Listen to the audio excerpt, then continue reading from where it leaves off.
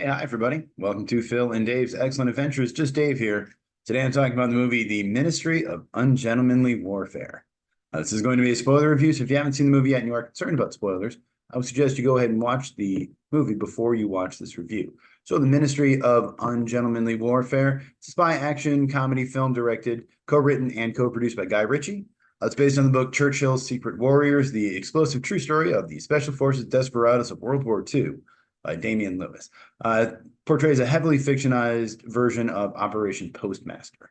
So as far as what I liked about the movie, overall the cast is great. I really liked Henry Cavill as Gus March Phillips. He was fun in this. Eiza González is a definite standout as Marjorie Stewart. Alan Ritchson is great as Anders Lassen.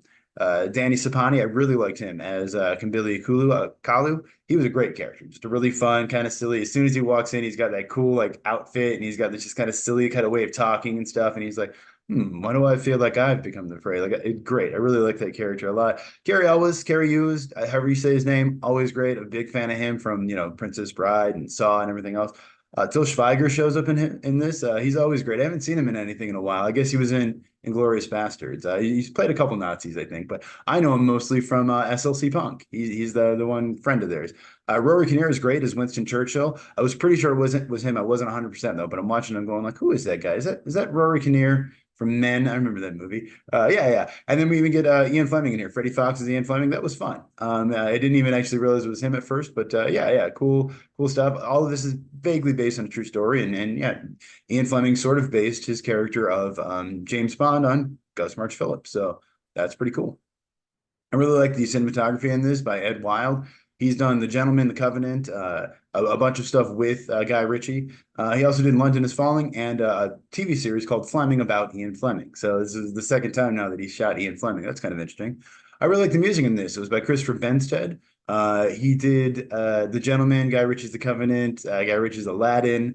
He also did some Jason Statham movies like Operation Fortune, Rose de Guerre, and Wrath of Man. He also worked a little bit on Beauty and the Beast, and he got a BAFTA for working on Gravity, re-recording mixer on that. So accomplished guy, and I like the score on this one. Like I said, I like the cast overall, but Eiza González was a huge standout for me in this. I've seen her in other stuff. She's been around for a while. I know she was just in Three Body Problem. I just watched that recently. I'm trying to think of what the first thing I saw her in. It was something a while ago, and I've forgotten now. But either way, she's amazing in this. First off, she's doing a pretty damn good British accent to the point where I'm like, wait, is she just British? And I didn't realize. No, she's like from Mexico.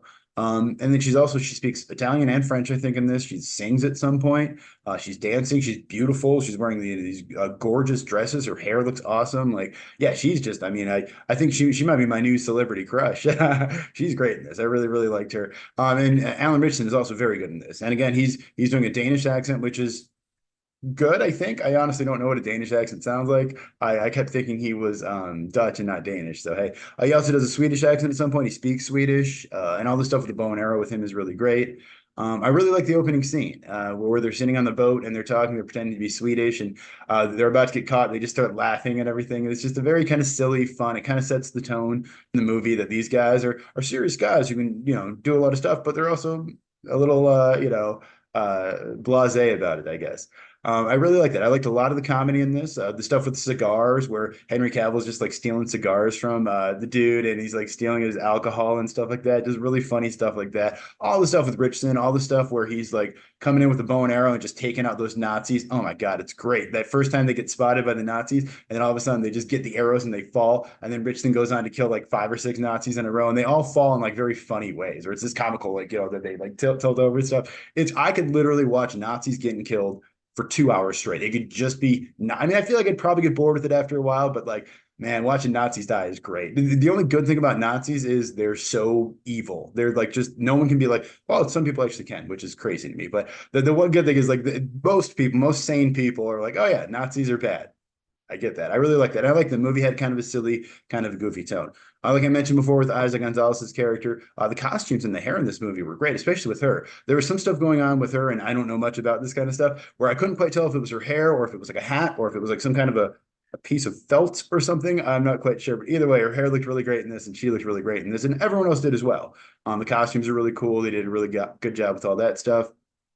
And I really liked that in the movie, at least to me, I thought wasn't too Guy Ritchie. Like he has a certain kind of style that he does, and I especially think of like Snatch and like the Sherlock Holmes movies, which I like those movies, but you know, that kind of very fast pace where the camera moves around and the way like he shoots the action and stuff like that. And there is definitely some of that in this, but not quite as much, to the point where like there's a couple times watching this movie that I forgot I was watching a Guy Ritchie movie, which I guess is a good thing. I'm not sure. I think I like Guy Ritchie. As far as what I disliked about the movie, though, I think some of the accents are a bit dodgy. I'm by no means an expert on accents, and I don't know why. I'm immediately like, okay, cool. I'm gonna have to critique all these guys' accents. Like I somehow know more about accents than any. I know nothing about accents. But like the one kid who I think is like Joseph Fiennes' nephew or Ray Fiennes' nephew or something, or one of their sons or something. He's supposed to be Irish, and his Irish accent is okay, I think. But you know, I don't know. It's sometimes you hear an accent like that, and you're like, I don't know. I don't know if that's bad or if that's just a real one, and I'm just used to like the Lucky Charms kind of Irish accent kind of thing, you know?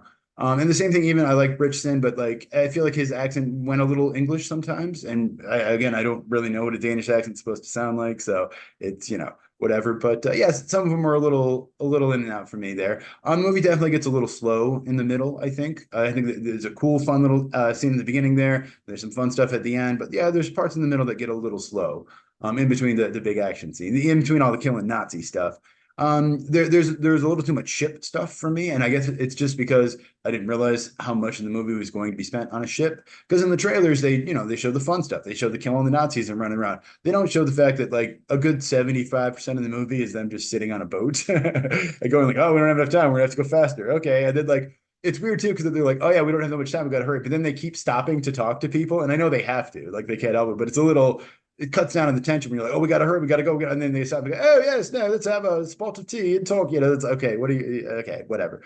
There's some historical inaccuracies which is going to happen, and not only that, but like they changed a bit of the story. This is based on a true thing. Operation Postmaster did happen, but I mean, basically, what happened, from what I understand, in the actual operation is they stole a boat.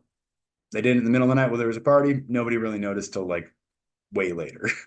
All this other stuff about, you know, coming in and killing all these people and all that other stuff. I don't think any of that happened. Or if it did, it was a completely separate operation. I don't think, I mean, I'm sure they, at some point, you know, they rescued POWs from the camps, but I don't know if that whole thing was involved with this. I don't think it was at all. I didn't really get the stuff with the lighter. And I feel like there was some sort of significance or symbolism there that maybe I just missed, like they said it, and I just somehow wasn't paying attention or was thinking about something else. But like, there's this scene where she's trying to flick her lighter, and I understand she's upset. And then like she gets it lit, and then like they do this very long close up on the lighter, and then they show it, and then she goes to light the Nazi guy's cigarette, and he like lights his own, and then again this very long they like hold on the lighter for a really long time, and I'm like, okay, I guess I'm just dumb. I think this means something, but I don't know what this means. I don't know what they're trying to tell me here. I didn't really like necessarily that Eiza González's character got caught by speaking Yiddish, just because I'm like, what? That seems like a pretty dumb mistake. And granted, maybe that actually happened in real life. I don't know, but it just seemed like a little like I was expecting there to be a twist, and like no, she did that on purpose to lure him into, you know, no, she messed up. Which, hey, I mean, people mess up, but it just seemed a little like, oh really? Okay. I mean, hey, and you know, I've done it before too. I barely speak English, so I know I've tried to speak German, and I start to say Spanish stuff or whatever, but just seemed a little like, okay, all right. There's also a scene that I don't know if I necessarily disliked. It was just kind of weird to me, where Alan Ritchson's character is kind of saying something flirty to, I think it's Alvarez. I think Henry, whatever, Golding's character, maybe one of the other characters, and they're kind of doing the thing, you know, that guys do sometimes, where you kind of like jokingly say some gay stuff, like, "Oh yeah, man, I would have chased you down. You're not my type," kind of stuff. But like, it, to me, like it started out they were joking, then it got like a little serious, where I'm like, wait, is this like are these guys like a couple, or like are they trying to imply something here, or was this intentional? And I'm not quite okay. I mean, it's funny, kind of. I don't know. It's just sort of an odd situation where I'm like, huh, wait, was this supposed to be like a little jokey thing, or is this like all right? Anyway, either way. And I also feel like, and again, maybe this is just me, it almost seemed like the movie, at some points, definitely the movie does say, like, you know, we need to get the Americans involved. You know, if we don't show the Americans that we can hold up our end, then they won't come along or whatever. And the movie, at least to me, kind of seemed to imply like that this Operation Postmaster is what got the U.S. involved, or it showed the U.S. that they can fight back, kind of stuff. And it's like, well, no, Pearl Harbor is what got the, and I think they do mention Pearl Harbor kind of, because this took place like after Pearl Harbor. I think this was January of 42 and Pearl Harbor was December of 41. Now, granted, I'm sure they started planning this well before that, but yeah, just I'm not trying to say that they did that, but it's always interesting to see like British or movies outside of America because, you know, we only know the American side of World War II. I only know the American side of World War II. And so, you know, for most of us, for me at least, I don't even really think about the war until like 1942, really, in December 7th, 1941, because that's when we got involved, or at least shortly after that. Whereas, yeah, I know the war was going on for a couple years. So it's always interesting to see these kind of perspectives of the war from other people. But it also seemed a little bit like they were kind of being like, oh, yeah, we did all this. And it's like, yeah, okay, you did. And I'm not trying to, you know, diminish what you did here, but like, it was also Pearl Harbor. Like that was a big part of it. So I don't know. But other than that, the movie is directed by Guy Ritchie. He did the Sherlock Holmes movies with Robert Downey Jr., Snatch, Lock, Stock, and Two Smoking Barrels, Man from U.N.C.L.E., much stuff, that Disney Aladdin movie a couple of years ago. It was written by Paul Tamasi, Eric Johnson, and Arash Amel, and Guy Ritchie. He gets a writing credit as well. Paul Tamasi did The Fighter, Patriots Day. Eric Johnson did the same. They work together a lot. I find that a lot with writers. There's a lot of writing duos. And Arash Amel did Rise and A Private War. And Guy Ritchie has written on a bunch of his movies. I think Sherlock Holmes, Snatch, man. A lot of the movies that he does, he also writes. He did that Swept Away movie with Madonna back when he was married to Madonna. Yeah. Anyway, budget on this movie is $60 million. So yeah, you know, basically usually you need to double your budget. So they're going to hope to make 120 million or so. It's going to be a little tough with a 9 million box office so far for that first weekend. So yeah, you know, a little tough. I will say the theater, I saw it at 10 o'clock in the morning, and there's more people than I expected for a 10 o'clock a.m. show. But yeah, it's gonna be a little tough to make that money back. But I think it still did a little better than they expected. So I don't know. That's good, I guess. Rotten Tomatoes on this is pretty good, though. The critics are liking it. They're 72%. And the audience is really liking it, 94%. So I think most people go into this, you want to see some guys killing Nazis, and that's what you get, you know?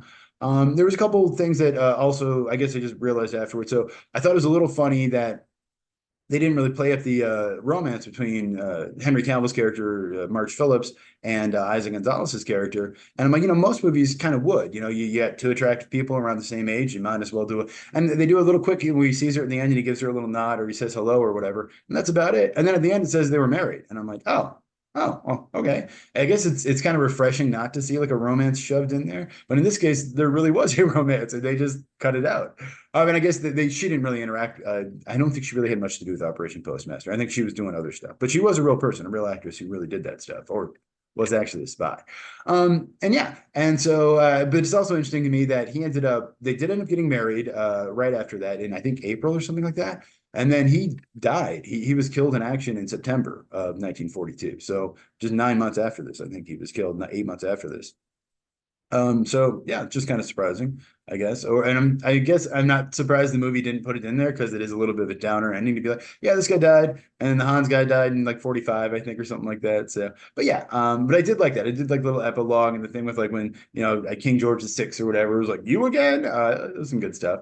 With Apple, whatever his name was. Yeah. Also, though, March Phillips should have 3 Ps. They've only got 2 in there, which is just kind of a weird oversight because, like, I mean, you should spell the guy's name right. I mean, I understand the more traditional way would be with 2, but like, I don't know, if you want to make a movie kind of honoring the action of these people, maybe you should make sure their names are spelled correctly. Just kind of a weird thing.